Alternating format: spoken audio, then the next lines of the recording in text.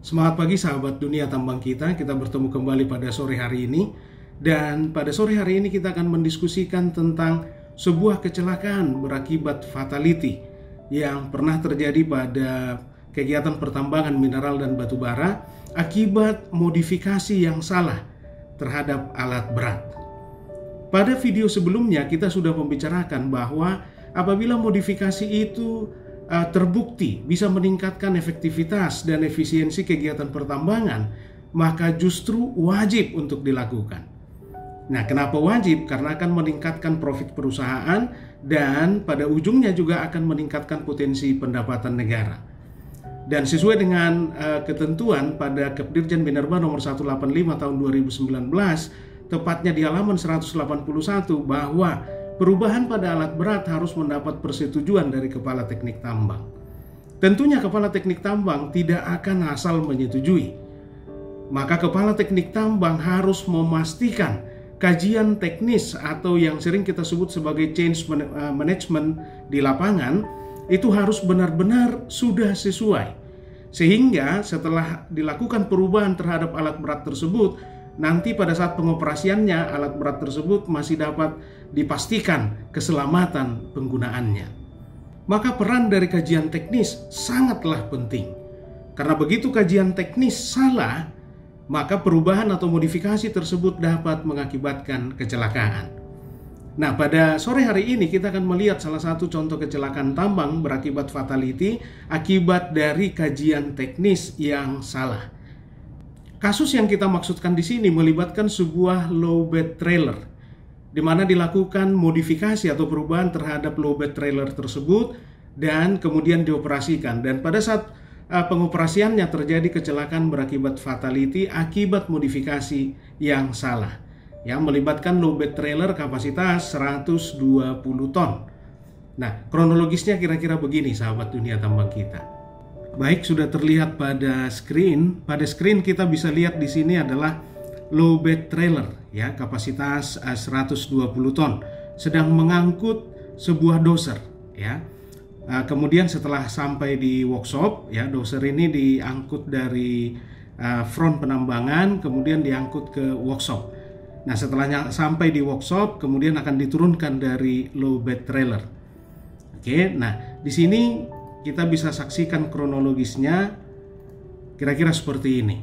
Di sini ada dua titik ya, yang satu warna merah yaitu menggambarkan korban, kemudian warna biru ini adalah helpernya. Mereka berdua turun dari cabin, nah kemudian menuju ke arah landing ramp, membuka pin. Nah, sebagai catatan, membuka pin. Nanti kita jelaskan apa itu pin. Membuka pin landing ramp. Nah, kemudian mau menurunkan landing ramp. Nah, sebagai catatan di sini, landing rampnya ini berat sekali. Satu sisi beratnya sekitar 1,7 ton. Jadi tidak mungkin diangkat manual oleh pekerja. Maka landing ramp ini digerakkan oleh hidrolik. Oke. Nah, di titik warna merah ini, di mana si korban ini digambarkan dengan warna merah, korban berencana menurunkan landing ramp dengan cara menggerakkan kontrol valve yang ada di sebelah kiri low bed trailer untuk menggerakkan hidrolik landing ramp. Ya, nah tetapi kemudian apa yang terjadi? Landing rampnya tidak bergerak, hidrolik tidak berfungsi, sehingga korban yang notabene adalah operator menuju ke depan. Di depan ini ada apa? Ada PTO, power take off, ya, power take off. Tentu yang menggerakkan hidrolik. Kemudian diutak-atik, kemudian landing rampnya bisa turun. Ya, setelah landing ramp turun, saatnya menurunkan dozer dari low bed trailer. Nah, kemudian nanti di sini helpernya menuju ke dozer untuk mengoperasikan dozer. Oke, nah kemudian akan menurunkan dari low bed trailer. Di sini dibantu oleh seorang spotter, ya, seorang spotter mengarahkan di belakang. Kemudian turun, ya, turun dari low bed trailer. Nah, kemudian tiba-tiba dari sini nanti datang pengawas. Nah, ini pengawasnya ini. Ini menanyakan karena ini sudah pukul 12.30. Jadi pengawasnya menanyakan ngapain kalian? Menurunkan doser bos, kira-kira begitu. Nah, cepat-cepat, ini udah pukul 12.30. Oke, siap bos, kan begitu. Kemudian pengawasnya kembali lagi ke tempatnya semula. Nah, seharusnya di sini mereka akan menaikkan lagi remnya si lowbed trailer. Akan tetapi hidrolik tadi sudah tidak berfungsi. Nah, kemudian apa yang mereka lakukan? Hidrolik tidak berfungsi sehingga landing rem tidak bisa dinaikkan pakai hidrolik. Akhirnya yang mereka lakukan adalah meminta bantuan doser untuk mengangkat landing rem.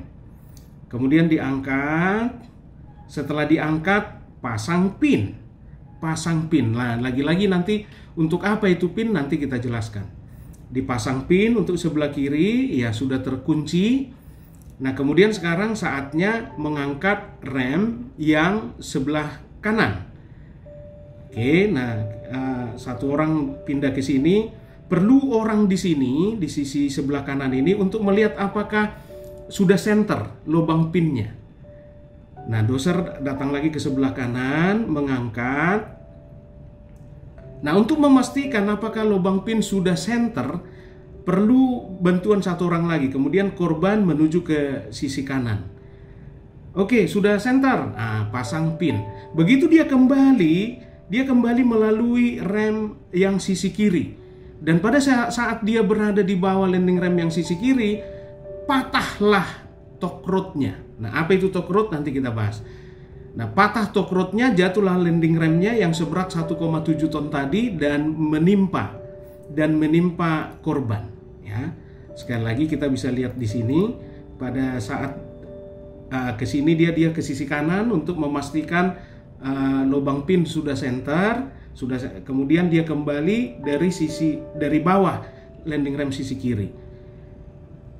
Nah, ya. Akhirnya tertimpa oleh landing rem seberat 1,7 ton. Kira-kira seperti ilustrasi di bawah inilah tertimpanya.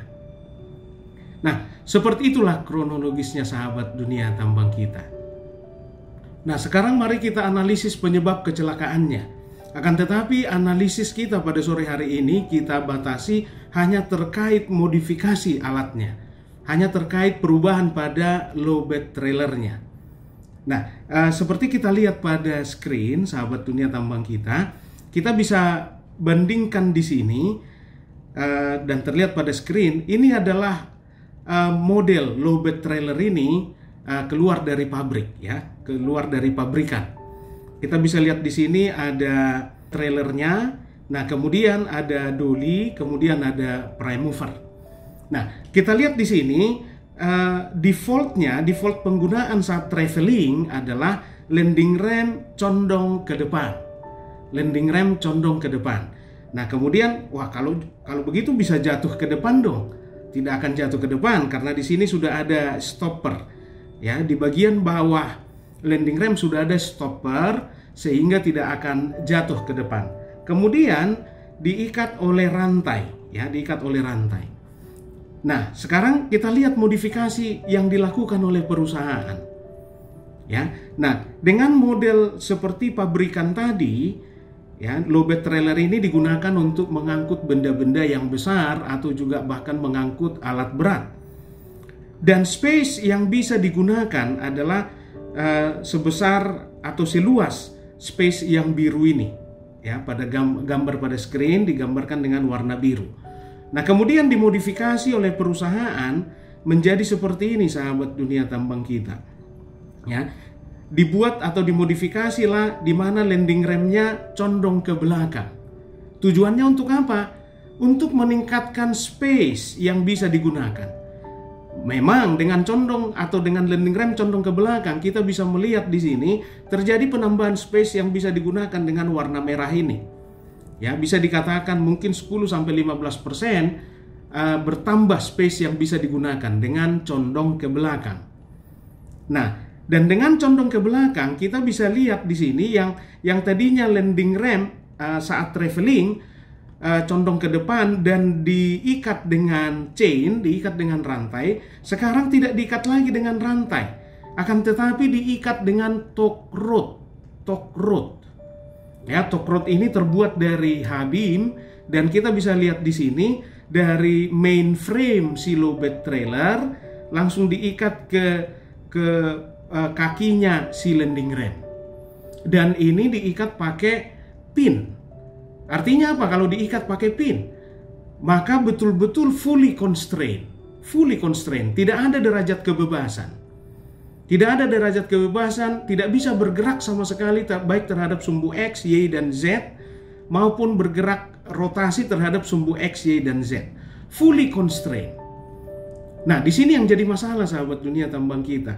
Kalau sebuah struktur fully constrained, maka dia akan adu kuat karena sama sekali tidak dimungkinkan di sini defleksi. Maka adu kuat. Dan seperti kita ketahui bagaimana kondisi jalan tambang, tidak mungkin semulus jalan tol sahabat dunia tambang kita. Sehingga akan terjadi fatigue, ya, akan terjadi beban dinamik. Dan kalau terjadi beban dinamik pada sebuah struktur, akan terjadi fatigue.